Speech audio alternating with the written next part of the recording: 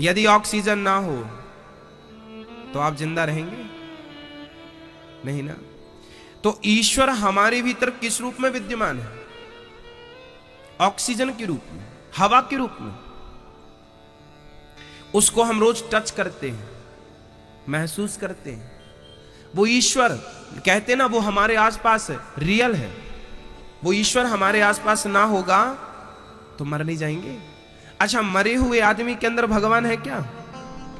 यदि भगवान सब जगह है तो फिर मरे हुए आदमी के भी अंदर होना चाहिए। भगवान तो पत्थर में भी है, तो फिर मरे हुए आदमी के अंदर क्यों नहीं है?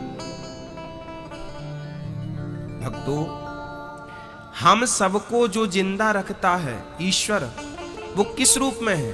बोले हमारा ये जो श्वास निकल रही है, श्वास के रूप में ईश्वर ही है। उसने हमें श्वास के रूप में जिंदा रखा है। ये श्वास खत्म तो आप मर जाएंगे, लोग जला देंगे, खत्म कहानी। जिसकी श्वास चल रही है उसके भीतर ईश्वर है। जिसमें चेतना है उसके भीतर ईश्वर है। चींटी की श्वास चल रही है तो है। जड़ चेतन जग जीव जत सकल राममय जान। गोस्वामी जी कह रहे हैं सब में ईश्वर है, पर चेतन में पहले देखो, जड़ में बाद में देखो,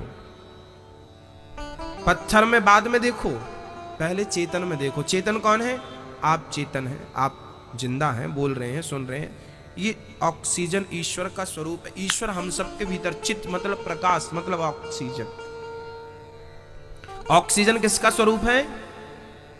बोलो, भगवान का। वो ऑक्सीजन ना हो तो हम मर जाएंगे। सच्चित आनंद। इसलिए ऑक्सीजन कहां से निकलती है? ऑक्सीजन कहां से निकलती है? वृक्षों से, पेड़ों से। इसलिए कहता हूं कि पेड़ लगाया करो। एक मंदिर बनाने में जो पुण्य है वही पुण्य एक वृक्ष लगाने में है भक्तों। चाहे एक मंदिर बनवा डालो, चाहे एक पेड़ लगा डालो, क्योंकि मंदिर बनाने से ऑक्सीजन नहीं निकलेगी, पर पेड़ लगाने से ऑक्सीजन निकली। और वो ऑक्सीजन आपको और हमें जरूरी है, और वो ऑक्सीजन ही ईश्वर का स्वरूप है। इसलिए पेड़ लगाया करिए। एक मंदिर बनवाने का जो पुण्य है वही पुण्य एक पेड़ लगाने का, चाहे पीपल का। हम मंदिर बनाते हैं एक, हमारा बनाया हुआ मंदिर कितने साल तक रहता है? अधिक से अधिक 100 साल। 100 साल बाद वो जर्जर हो जाता है, फिर उसकी मरम्मत करनी पड़ती है। परंतु एक पीपल का पेड़ लगाएंगे ना तो 5 साल, 500 साल तक उसकी कोई मरम्मत नहीं करनी पड़ेगी। कहो हाँ या ना? बोलो।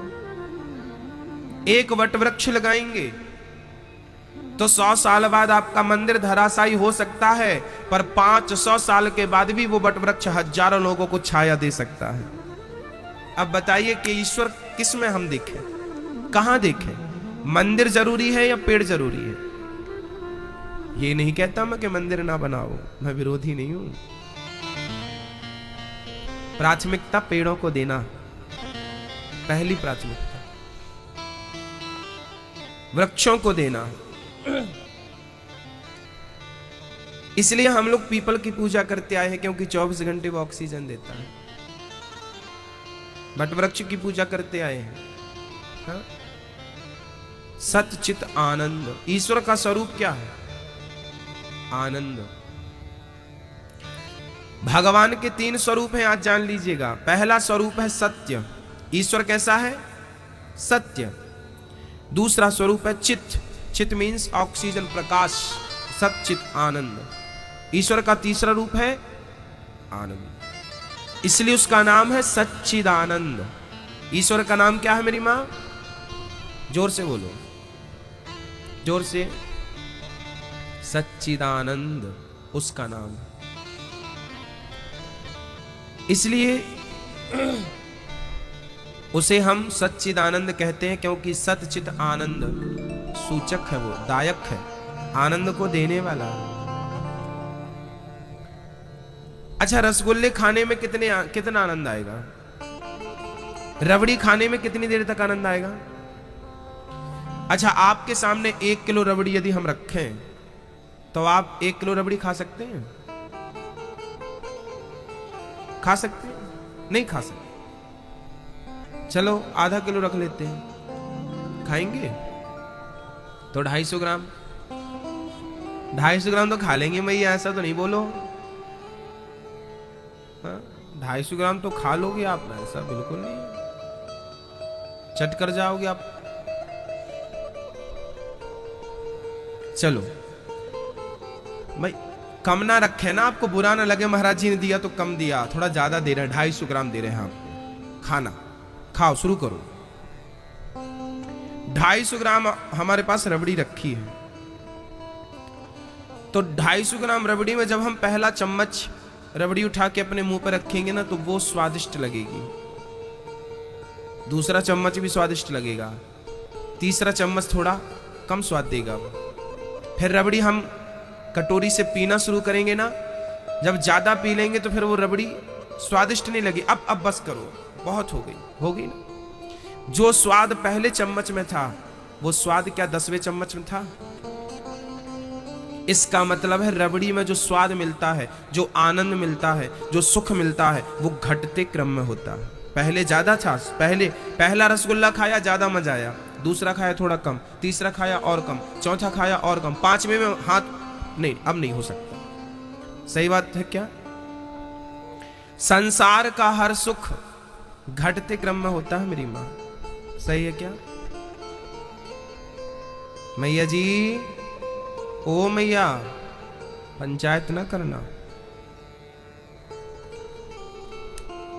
संसार का हर सुख घटते क्रम में होता है ना मेरी मां, संसार का हर सुख घटते क्रम में होता है। पर देखिए आज भागवत का पहला दिन है, आज जो आनंद आपको आएगा इससे ज्यादा आनंद आपको कल आएगा, उससे ज्यादा आनंद परसों आएगा, उससे ज्यादा आनंद आपको नरसों आएगा, उससे ज्यादा आनंद 7वें दिन आएगा। और 7वें दिन के बाद जब कथा पूरी हो जाएगी तो आपको फिर मन बनेगा कि हमें फिर से कथा सुनने को मिले। ये आनंद कम होता ही नहीं, तो आनंद तो यथार्थ ये है जो कभी कम नहीं होता, जो घटते क्रम में नहीं है, जो हमेशा बढ़ते क्रम में है। इसलिए ईश्वर का नाम है सच्चित आनंद, ये आनंद का सागर है भागवत। सच्चिदानंद रूपाय, सतचित स्वरूप है ये, विश्वोत्पत्त्यादि है तवे। भागवत क्या करती है, भगवान क्या करते हैं? बोले विश्व की उत्पत्ति, पालन और संहार करते हैं। भगवान क्या करते हैं? भगवान के 3 काम रोज के हैं, विश्व की उत्पत्ति करना, पालन करना और संहार करना। ये भागवत भगवान के 3 रेगुलर काम है। जो विश्व की उत्पत्ति करते हैं, पालन करते हैं, संहार कर देते हैं। विश्वोत्पत्त्यादि हेतवे भगवान। अच्छा भगवान ये पूरा ब्रह्मांड कैसे बनाते हैं बताओ? बताइए भगवान ने पूरा संसार कैसे बनाया होगा? कहां बैठ के बनाया भगवान ने? बताओ, बताइए भगवान का हेड ऑफिस क्या है? बताइए भगवान का हेड ऑफिस कहां है? कहां है? मैया जी आपको पता है? बेटा मोबाइल खेल रहे हो, कथा सुन लो बेटा, मोबाइल तो हमें से मिलेगा। देखो इस तरफ, बोलो राधे राधे।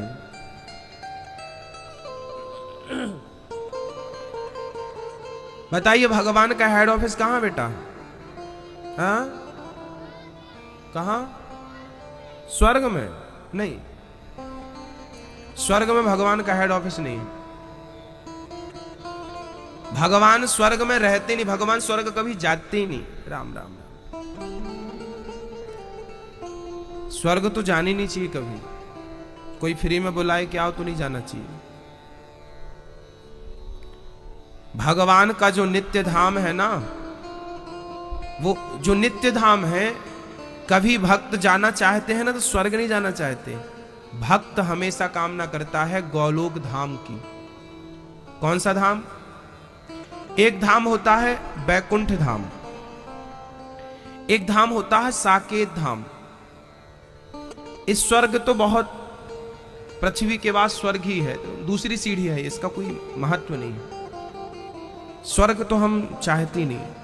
कौन सा धाम? बैकुंठ, साकेत उसके बाद आखिरी धाम है गोलोक धाम। गोलोक धाम में क्या होता है?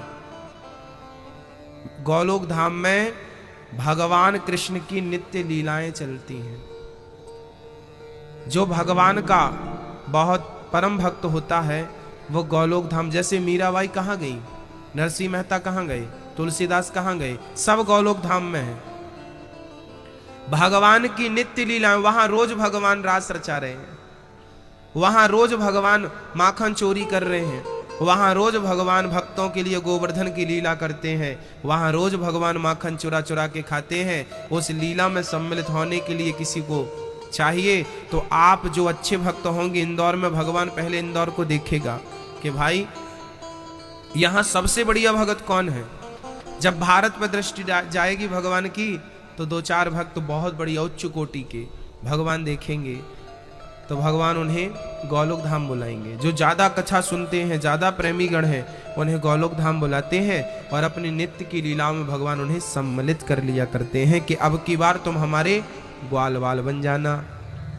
अब की बार जब भगवान कृष्ण अवतार लेंगे ना तो वो अपने ग्वाल वालों में आपको सम्मिलित कर लेंगे, वो अपनी गोपियों में आपको सम्मिलित कर लेंगे। ये गोलोक धाम में होता है, नित्य लीलाएं हैं वहां की। नानी बाई के मारे में प्रसंग मिलता है ना कि जब नरसिंह जी घर छोड़ के गए, शंकर जी के जंगल में एक शंकर जी का मंदिर था, तो वहां पर नरसिंह जी शिव जी के ऊपर, शिवलिंग के ऊपर सिर रख के सो गए, थके थे। 7 दिन तक बिना खाए पिए शिवलिंग के ऊपर सिर रखा श्री नरसिंह जी ने। शंकर पार्वती वहां से गुजर रहे थे। पार्वती ने देखा कि देखो प्रभु आपका कोई भगत आपके ऊपर सो रहा। शंकर जी आए, बेटा उठ। नरसिंह जी उठे। नरसिंह जी ने प्रणाम किया, आप कौन? मैं शंकर हूं, भूत भावन महादेव, मुझे महादेव कहते हैं। शंकर जी को प्रणाम किया नरसिंह जी, प्रभु आप? शंकर जी बोले 7 दिन तक तूने बिना खाए पिए मेरी अनन्य भक्ति की है, बोल तुझे क्या चाहिए? तो नरसिंह जी ने कहा कि मुझको और कछु ना चाहिए, बस राधा कृष्ण मिलई दे। मुझको और कछु ना चाहिए, बस राधा कृष्ण मिलई दे। ऐसा नरसिंह जी ने मायरे में गाया। नरसिंह जी ने कहा, हे भगवान शिव, यदि मेरी भक्ति से आप प्रसन्न है तो बस मुझे एक ही वरदान दो कि मैं अपनी आंखों से राधा और कृष्ण का दर्शन कर सकूं। देखिए नरसिंह जी चाहते तो धन दौलत मांग लेते, पर धन दौलत की कोई वैल्यू नहीं है मेरी माँ। है तो हम सबके पास दौलत, कोई काम आने वाली है आपको? आपके पास अरबों खरबों की प्रॉपर्टी हो तो क्या आप अरबों खरबों से अपनी जवानी वापस खरीद सकते हैं? अपनी मृत्यु की घड़ी टाल सकते हैं आप पैसों से? पैसों की कोई वैल्यू नहीं है, धन की कोई वैल्यू नहीं है उस ईश्वर के सामने। नरसिंह जी ने कहा, राधा कृष्ण का दर्शन कराओ भगवान। तब शंकर जी बोले, अब वरदान तो दिया है, चलो। तब भगवान श्री शंकर जी नरसिंह को लेके गोलोक धाम गए थे। उस धाम पे जब गए थे ना तो उस समय भगवान गोपियों के संग रास रचा रहे थे, झूम रहे थे, आनंदित कर रहे थे। उस रास में शंकर जी को देखा कन्हैया ने, अरे आप? शंकर जी ने कहा, ये आदमी कौन है? कन्हैया ने कहा। शंकर जी बोले, प्रभु आपका बड़ा भगत है ना। भगवान कृष्ण ने कहा, देखो भगवान शंकर जी, आपको पता है कि गोलोक धाम में किसी मनुष्य का आना उचित नहीं है, आप क्यों ले आए? शंकर जी बोले, प्रभु मैं मजबूर था, आपका दर्शन कराना था, ऐसे वरदान दे चुका था। तब भगवान ने नरसिंह की तरफ देखा, बेटा बोल तुझे क्या चाहिए? नरसिंह जी चरणों में गिर पड़े, प्रभु आपका दर्शन चाहिए था सो मिल गया, अब मुझे ऐसी भक्ति दो, ऐसी भक्ति दो कि सोते जागते बस आपका यही स्वरूप देखता रहूं और आपके नाम का चिंतन करता रहूं, यही चाहिए और कुछ नहीं चाहिए। तब भगवान श्री कृष्ण ने नरसिंह जी को एक घुंघरू अपने पांव की उतार के उसके पांव में घुंघरू बांधी और केदार राग दिया था, कहा था जब भी तू केदार राग गाएगा तो मैं तेरे सामने प्रकट हो जाऊंगा। उसके बाद नरसिंह जी को वापस भेजा गया और नरसिंह जी की जब नानी बाई के नरसिंह जी की कथा तो बड़ी ही लंबी है, मैं तो छोटी सी आपको बोल रहा हूं। उसी कथा का एक चैप्टर ये भी था कि जब नानी बाई का मायरा भरने का टाइम आया तो नरसिंह जी ने केदार राग गाया और भगवान कृष्ण को बुलाया, हे प्रभु मुझे तेरे धन की जरूरत तो नहीं है, पर आज तेरे भक्त की बेइज्जती बहुत हो रही है। लोग कह रहे हैं कि सच्चा भगवत है, तो फिर तेरे भगवान क्यों नहीं आ रहे हैं? प्रभु आज आ जाओ और इन भक्तों का विश्वास बढ़ा जाओ कि आप भक्तों की सुनते हैं, यदि आप नहीं सुनेंगे तो आप पर विश्वास कौन करेगा। तब भगवान मायरा भरने आए थे और तब से भगवान का नाम देने के कारण सांवरिया सेठ उनका नाम पड़ गया, क्योंकि देने का काम तो सेठों का है ना। तो आज देख के भगवान ने अपना पद और बढ़ा लिया। अभी तक तो चोर नाम था उनका, माखन चोर चोर चोर चोर चोर सुन के उनके कान भर गए थे। रुक्मणी जी ने कहा प्रभु अपना नाम बदल डालो, मुझे अच्छा नहीं लगता मेरे पति को कोई चोर कहता। भगवान बोले कि अब तुम मायरा भरेंगे तभी तुम नाम बदला जाएगा। तब मायरा भरा, तब से नाम क्या पड़ गया? सांवरिया। बोलिए सांवरिया सेठ की। तो भगवान का हेड ऑफिस कहां है? भगवान का हेड ऑफिस वैसे तो गोलोक धाम है, पर एक हेड ऑफिस और है। ये सृष्टि कहां बैठकर बनाते हैं भगवान? बोले आपकी मम्मी का पेट, जो आपकी मां है ना, उसका जो पेट है उदर, गर्भगृह, आपकी संरचना कहां की भगवान ने? कहां बैठ के की? गर्भ में की। जब हम मां के पेट में थे तो हमारी आंख, हाथ, नाक, पांव, हड्डी, बाल, नख कहां आए थे? गर्भ में आए थे। सच्ची बात बोल रहा हूं मेरी मां। ईश्वर कहां रहता है?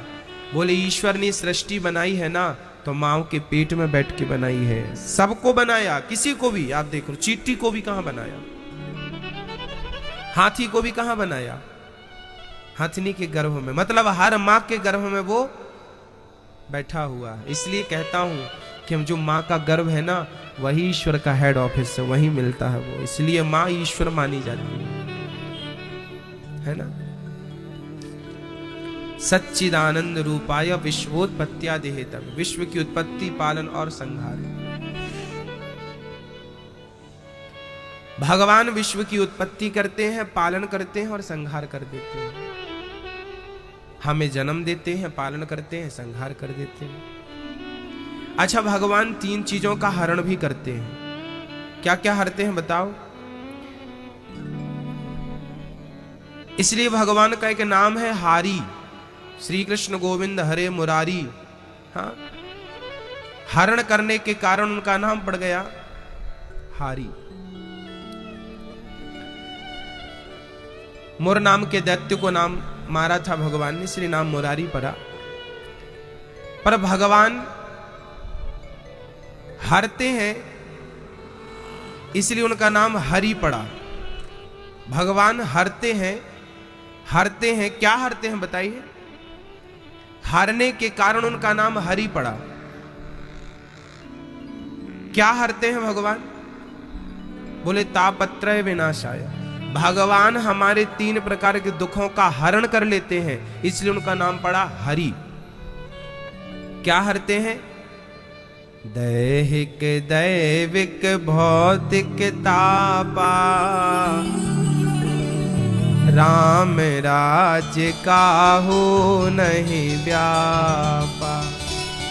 तीन प्रकार के दुख होते हैं, भगवान इन दुखों से बचाते। दैहिक दैविक भौतिक।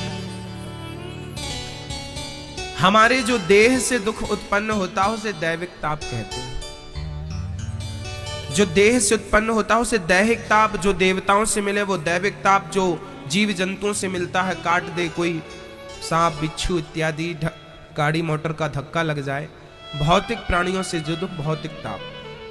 जो भगवान की शरण में रहता है ना मेरी मां, तो भगवान कभी भी अपने भक्तों को दुखी नहीं देख सकते। सदा सदा के लिए भगवान अपने भक्तों को दुखों से बचाते हैं, हरण करते हैं दुखों से, इसलिए उनका नाम हरि पड़ा। दुख का हरण कर लेते हैं। ऐसे कृष्ण को, श्री राधा सहित कृष्ण को हम प्रणाम करते हैं। श्री कृष्णाय वयम नुमः। भक्तों, आइए चलते हैं सुखदेव जी के पावन चरणों में। सुखदेव जी का जन्म हुआ, जन्म लेते ही वो भगवान का भजन करने चल पड़े। जन्म लेते ही भजन करने गए हैं श्री सुखदेव जी। इसके बाद सुखदेव जी भगवान जन्म लेते ही सन्यास लेने चल पड़े। अच्छा, सुखदेव जी ने ज्यादा संग्रह परिग्रह के चक्कर में नहीं पड़े। जानते थे सुखदेव जी कौन है? कहते हैं गोलोक धाम में एक तोता रहा करता था। जब राधा जी आने लगी ना, तो तोते ने कहा, मां मैं आपके बिना कैसे रहूंगा?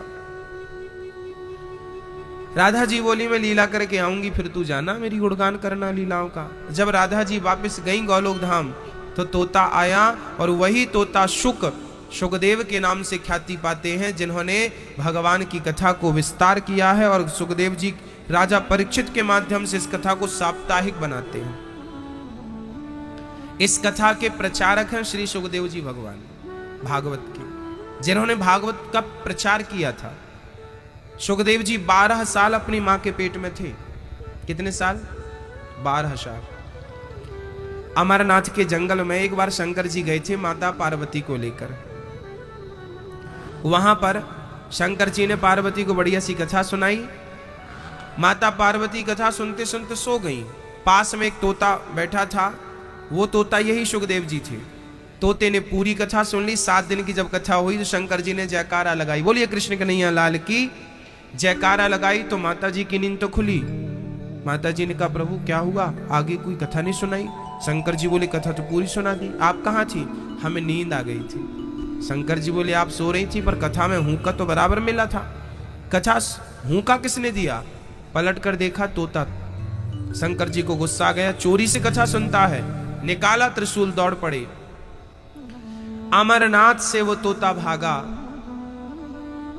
आज अमरनाथ में जो बर्फानी बाबा है ना, भगवान शंकर का जो बर्फ कहते हैं, उसी जगह पर बैठकर भगवान शंकर ने माता पार्वती को तो कथा सुनाई थी। आज उसी जगह में बर्फ के माध्यम से शिव लिंग प्रकट होता है और भक्त लोग दर्शन करते हैं। आगे वो तोता उड़ता उड़ता अमरनाथ से बद्रीनाथ आया, और बद्रीनाथ में व्यास जी की पत्नी को जम्हाई आई तो मुंह के द्वार से तोता अंदर चला गया, गर्भ में स्थापित हो गया। शंकर जी बोले, देवी हमारा चोर निकालो। क्या चोरी करी है? बोले कथा। व्यास जी की पत्नी बोली, जब अमर कथा सुन ही ली तो ये मरेगा कैसे, और मार डालोगे तो अमर कथा की महिमा कम नहीं हो जाएगी? शंकर जी चले गए कैलाश।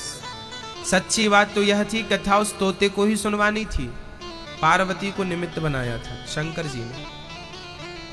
भगवान जब कोई अच्छा अपना काम करना चाहते हैं ना, तो वो निमित्त ऐसे बनाते हैं। 12 साल तक वो तोता माँ के गर्भ में रहा, और जो कथा सुनकर गर्भ में गया था, उसी कथा का, उसी कृष्ण का चिंतन करते करते करते करते तोता भगवान जैसे बन गए। और भगवान गया था, तोता निकला मनुष्य गर्भ से।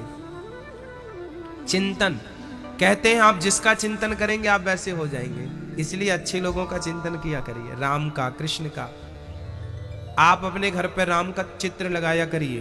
अपने घर पर जो हॉल है आपका, जहां बैठते हैं ज्यादा देर तक, वहां राम का चित्र होना चाहिए, कृष्ण का चित्र होना चाहिए।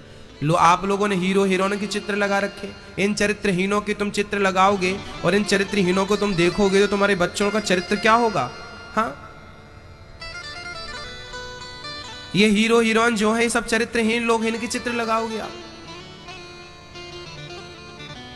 इनको देखेंगे तो आपके बच्चे क्या बनेंगे? बताओ एक भी हीरो हीरोइन किसी का नाम जो चरित्रवान हो। हाँ, चरित्र बचाना है आपको, आपके बच्चों का।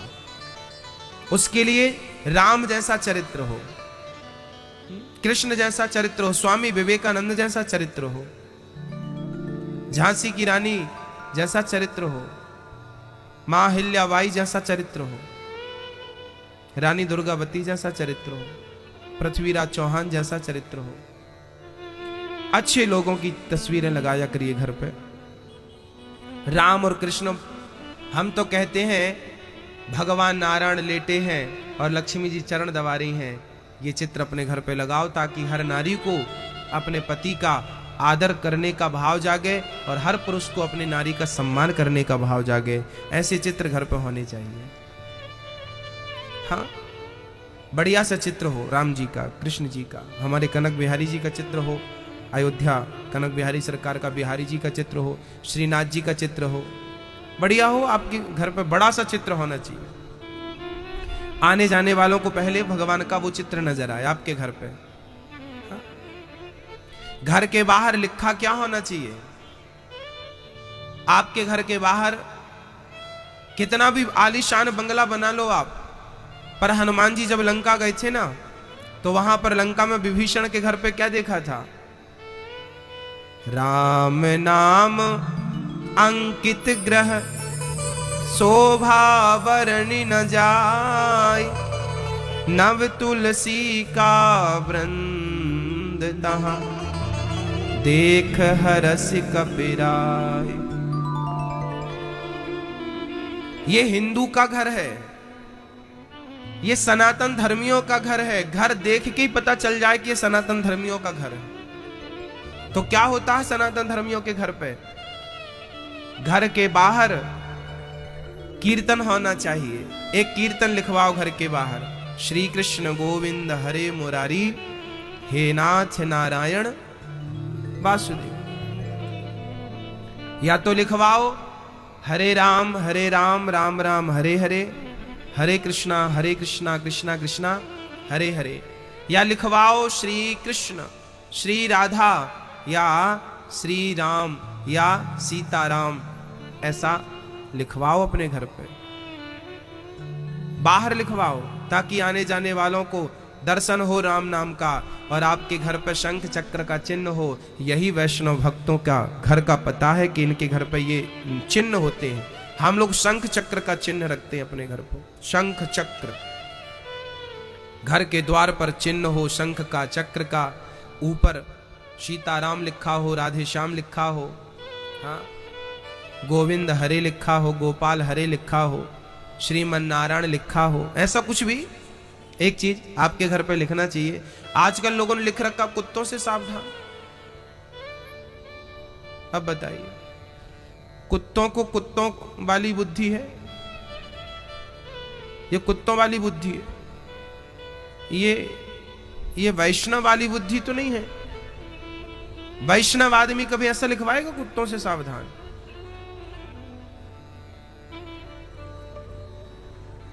ना, वो कभी नहीं लिखवाएगा। प्रिय भक्तों, श्री सुखदेव भगवान ने 12 वर्ष बाद जन्म लिया और जन्म लेते ही सन्यास लेने चल पड़े। देखिए सुखदेव जी का चरित्र, जन्म लेते ही सुखदेव जी सन्यास लेने चल पड़े। क्यों भाई?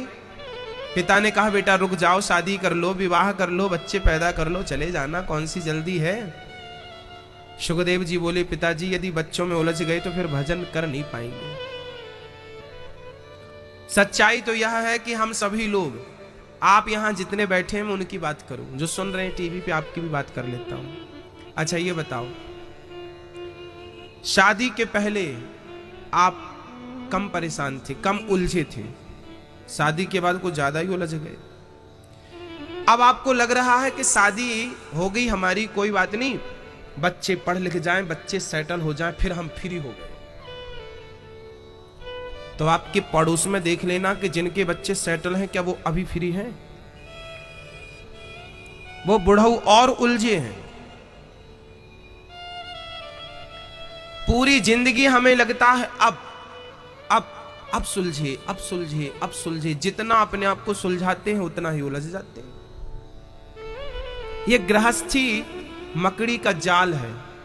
जितना सुलझाने की कोशिश करते हैं हम अपने आप को, उतना उलझ जाते हैं। ऐसी उलझन में ऐसी उलझन में भी भगवान का स्मरण करते रहोगे ना मेरी माँ, तो आपकी गृहस्थी सबसे ऊंची हो जाएगी। ईश्वर उसे पसंद करते हैं। कल हम महाभारत पढ़ रहे थे, उसमें हमने गृहस्थ धर्म पढ़ा। महाभारत में लिखा था कि 4 आश्रमों में ब्रह्मचर्य, कौन कौन से आश्रम होते हैं हमारे कितने आश्रम होते हैं बताइए भैया जी, हमारे कितने आश्रम होते हैं? 4। पहला ब्रह्मचर्य, दूसरा गृहस्थ, तीसरा वानप्रस्थ, चौथा सन्यास। चारों आश्रम 25-25 साल के होते हैं। 25 साल तक ब्रह्मचर्य, 25 साल तक गृहस्थी, 25 वानप्रस्थ, 25 सन्यास। इन 4 आश्रमों में सबसे श्रेष्ठ आश्रम महाभारत में लिखा है, भागवत में भी ये बात लिखी है, अन्य ग्रंथों में भी लिखी है कि सबसे श्रेष्ठ आश्रम यदि कोई है तो गृहस्थ आश्रम। कौन सा आश्रम है? गृहस्थ आश्रम। हम आप सब गृहस्थ लोग हैं, जो पत्नी के संग है, माँ बाप के संग है, बच्चों के संग है, काम धाम कर रहे हैं, 2 पैसे कमा रहे हैं। हम सब गृहस्थी हैं। हम गृहस्थों को ना सब चाहिए होता है। पहनने को कपड़े भी चाहिए होते हैं, रहने को मकान भी चाहिए होता है, खाने को रोटी भी चाहिए होती है, माँ भी चाहिए होती है, पिता भी चाहिए होता है, और पत्नी भी चाहिए होती है, और पति भी चाहिए होता है, और बच्चे भी चाहिए होते हैं। हम गृहस्थों को सब चाहिए होता है। भगवान कहते हैं कि मैं तुम गृहस्थों से बहुत प्यार करता हूं। भगवान कहते हैं कि मैं गृहस्थों से बहुत प्यार करता हूं, पर उन गृहस्थों से प्यार करता हूं जो लाख उलझन में उलझे हों, फिर भी वो मुझे याद करते हो। मैं उन गृहस्थों से बहुत प्यार करता हूं। हम गृहस्थी लोग ना उलझ जाते हैं, कई बार कामों में व्यस्त हो जाते हैं, टेंशन हो जाती है, अचानक संकट आ जाते हैं, दुख आ जाता है, जो नहीं सोचा वो हो जाता है। इस हाल में भी, हर हाल में भी परमात्मा का चिंतन बना रहे, यही तो भक्ति है।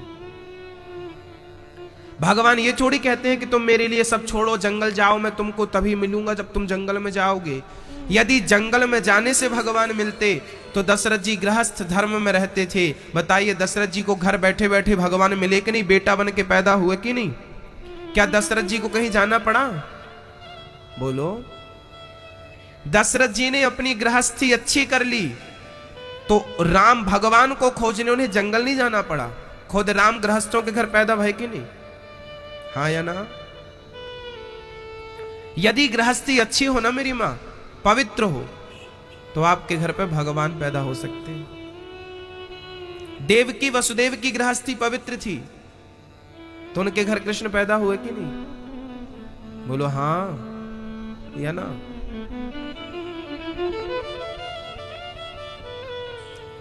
हिरण्यकश्यपुर कयाधु की गृहस्थी अच्छी थी तो उनके घर कौन पैदा हुआ? कौन पैदा हुआ? भक्त प्रहलाद। उत्तानपाद और सुनीति की गृहस्थी अच्छी थी तो उनके घर कौन पैदा हुआ? ध्रुव। चाहे भक्त हो, अच्छा आद्य शंकराचार्य जैसा ज्ञानी कहां पैदा हुआ था? गृहस्थों के घर पर। स्वामी विवेकानंद जैसे महापुरुष कहां पैदा हुए थे? गृहस्थों के घर पर। रामकृष्ण परमहंस जैसे महापुरुष कहां पैदा हुए थे? गृहस्थों। तुलसीदास जैसे महापुरुष कहां पैदा हुए थे? कबीरदास जैसे लोग कहां पैदा हुए थे? तुलसीदास सूरदास जैसे कहां लोग पैदा हुए थे? सब गृहस्थ। गृहस्थी अच्छी होना तो आप सूरदास तुलसीदास जैसे महान भक्तों को जन्म दे सकती हो मां। आप तो वो मां हो जो भगवान को भी अपने गर्भ में रखती हो और भक्त को भी अपने गर्भ में रखती हो। पर गृहस्थी सिस्टमैटिक होनी चाहिए। गृहस्थी कैसी होनी चाहिए? काम करते रहो और उस परमात्मा का चिंतन करते रहो। कहीं जाना नहीं है आपको। एक बार भगवान नारायण बहुत तेज दौड़ रहे थे। नारद जी बोले, प्रभु रोको, कहां जा रहे हैं आप? भगवान नारायण बोले कि मैं अपने भक्त को दर्शन देने जा रहा हूं। नारद जी बोले, वाह प्रभु, क्या मेरे से बड़ा भगत कोई है? क्या मेरे से बड़ा आपका कोई भक्त है मुझसे मिलने तो कभी ऐसे उतावले नहीं भय, और आप उससे मिलने उतावले होके जा रहे हैं। क्या है वो, कौन है वो? भगवान नारायण ने कहा, क्या बताऊं नारद जी, वो मेरा भक्त एक किसान है, अभी खेत में हल चला रहा है। उसका खेत में हल चलते चलते बीज खत्म हो गया है, जो बो रहा है खेत में वो बीज खत्म हो गया है। मैं वो बीज उसे देने जा रहा हूं। भगवान नारद जी के देखते देखते एक साधारण नौकर के रूप में आए, और किसान हल चला रहा था। और भगवान, अच्छा हल चलता ना, उसमें एक छोटी सी जगह होती है जहां पे गेहूं के दाने या चने जो भी आप बो रहे हैं वो डालना रहता। तो भगवान ने एक झोला अपने कंधे पे बांधा, बीज उसमें भरा और उसके हल में डालना शुरू किया, एक एक मुट्ठी दाना। किसान जा रहा है और भगवान उसके हल पे एक एक मुट्ठी दाना डाल रहे हैं। नारद जी को बड़ा आश्चर्य लगा, वाह प्रभु, आप अपने भक्तों से इतना प्यार करते हैं, मैं भी तो आपका भक्त हूं, कभी आप मेरे लिए तो नहीं आए दौड़ के? भगवान बोले, मैं कल मिलता हूं आपसे। नारद जी चले गए और भगवान और वो भगत, वो जो किसान था ना, वो कीर्तन कर रहा था, वो हल चला रहा था और कहता जा रहा था कि श्रीमन नारायण नारायण। वो कीर्तन करता जा रहा था, श्रीमन नारायण नारायण नारायण। वो कीर्तन कर रहा और हल चला रहा, और भगवान मस्त झूम रहे उसके कीर्तन पे। और दोनों, दूसरे दिन नारद जी ने कहा, प्रभु अब आप बताओ कि आपने उसे क्यों दर्शन दिया, क्या वो मेरे से ज्यादा नाम जपता है? वो तो नारायण नारायण का गिने चुने नाम जपता होगा, मैं तो 24 घंटे नारायण नारायण नारायण जपता हूं, नारायण नारायण। तब भगवान ने नारद जी को एक दूध से भरा कटोरा दिया, लो दूध से भरा कटोरा दिया, कहा जाओ पूरी पृथ्वी का चक्कर लगा के आओ। नारद जी गए दूध का कटोरा लेकर के पूरी पृथ्वी का चक्कर लगाकर 7 दिन में लौट के आए। भोग ही भोग है, वाह खूब मदिरा पियो, नाच देखो, ये स्वर्ग का सुख है। जब स्वर्ग का आदमी यहां आया अमृत का कलश लेके कि आप अमृत ले लो और भागवत दे दो, सुखदेव जी बोले ना, ये भोगियों के लिए नहीं, ये तो परीक्षित जैसे योगियों के लिए ग्रंथ है। यदि इसका अधिकारी कोई है तो भोगी नहीं है, इसका अधिकारी है तो कोई योगी है। यदि कोई भोगी भागवत सुन भी ले, मैं आपको बता दूं मेरी मां, आज बाजार में आप लोग कई बार ये बात सुनते होंगे, लोग कहते हैं गुरुजी भागवत बहुत हो रही है, बहुत भागवत हो रही है, पर परिवर्तन बिल्कुल नहीं है। यदि आपके हृदय में प्रेम है, ईश्वर के प्रति भक्ति है, आपने भागवत सुनी तो बराबर, डॉक्टर ने दवाई तो अच्छी दी थी, पर हमने तो खाई ही नहीं। गुरु ने ज्ञान तो बोला था। चलो आप में से कितने लोगों को यह बात पता है कि झूठ बोलने से पाप होता, झूठ बोलना पाप है, नदी किनारे सांप है? बताओ ये बात किस किस को पता है? झूठ बोलना पाप है, किसको पता है? बस ये बताओ, पता है कि नहीं? हाथ उठाओ जिस चीज को पता है। पता है तो हाथ उठाओ। झूठ बोलना गलत है, पाप है झूठ बोलना। हम लोग बचपन में गाया करते, झूठ बोलना पाप है, नदी किनारे सांप है। हाँ, झूठ बोलना पाप है, सबको पता है। तो क्या आप इस पाप से बच रहे हैं? क्या आप झूठ नहीं बोल रहे हैं? यदि आप झूठ नहीं बोलते तो मैं आपको प्रणाम करता हूं, और झूठ बोलते हैं तो फिर मैं कहूंगा ना कि देखो तुम्हें पता तो है कि झूठ बोलना पाप है, फिर भी तुम झूठ बोल रहे हो। तो जब तुम ही धर्म की रक्षा नहीं करोगे, जब आप ही धर्म की रक्षा नहीं करोगे, तो धर्म की रक्षा करेगा कौन? आपने उम्मीद किससे की है? भागवत सुनने से काम नहीं होगा मेरी मां, सुन के धारण करने से काम होगा, उस मार्ग को अपनाने से काम होगा।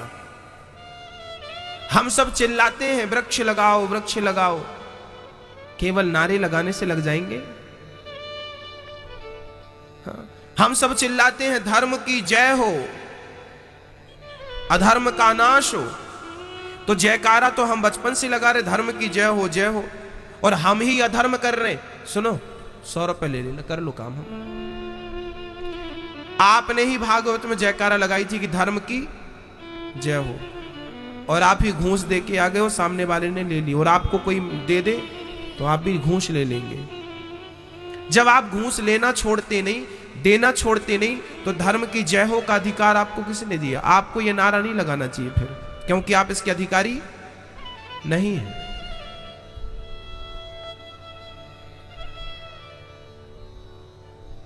काम ऐसे नहीं होता मेरी मां, हमें पालन करना पड़ेगा। एक चेले ने गुरुजी से कहा, गुरुजी आप बहुत भागवत सुनाते हैं, पर मेरे जीवन में कोई बदलाव नहीं आया। तब गुरुजी बोले, जा 5 लीटर शराब लेके आ। 5 लीटर शराब लेके आया। गुरुजी ने कहा, चल पी। गुरुजी, मैं शराब तो नहीं पीता और आप शराब पिला रहे हैं। गुरुजी बोले, पीने का किसने बोला, मुंह पे डाल के थूकना है। अब उसने शराब मुंह पे डाली, थूक दी, कुल्ला कुल्ला किया, मुंह पे डाला, थूक दिया। 5 लीटर शराब उसने मुंह पे डाली और थूक दी, मुंह पे डाली। और 1 घंटे बाद गुरुजी ने बोला, क्यों तुझे नशा आया? बोला, नहीं आया। आप बताओ, आएगा नशा? आएगा? नहीं आया। क्यों? अरे भाई, शराब भी अपना असर तब दिखाती है जब गले के नीचे उतरती है। कथा बिना गले के नीचे उतरी कैसे असर दिखा सकती है? कथा कानों से सुनने से काम नहीं बनेगा, कानों से सुन के उसे हृदय में बिठाओ और उस मार्ग पर चिंतन करो, जो बोला गया है उस पर चलने का अभ्यास करो, तब तो परिवर्तन। जब तक आप में परिवर्तन नहीं होगा, तब तक समाज में परिवर्तन की बात आप कैसे करते हैं? पहले अपने आप को बदलना होगा, तब हम दूसरों को बदलने की बात कर सकते हैं। हम ही बीड़ी पिए और आपसे कहें, सुनो साहब बीड़ी मत पीना। हम सिगरेट पिए और आपसे कहें, तुम सिगरेट ना पीना, तो आप पहले क्या बोलेंगे? पहले तुम तो सुधर जाओ। तो यदि मैं कोई मार्ग बताऊं आपको, तो पहले मैं स्वयं उस मार्ग में चलता हूं। आप के बच्चों को जब आप कभी सही मार्ग बताएं, तो बच्चों के लिए उदाहरण आप ही रहें कि देख बेटा, मैं कभी झूठ नहीं बोलता, तुझे भी नहीं बोलना। तेरे लिए तेरा बाप उदाहरण है। बाप को बेटे के लिए क्या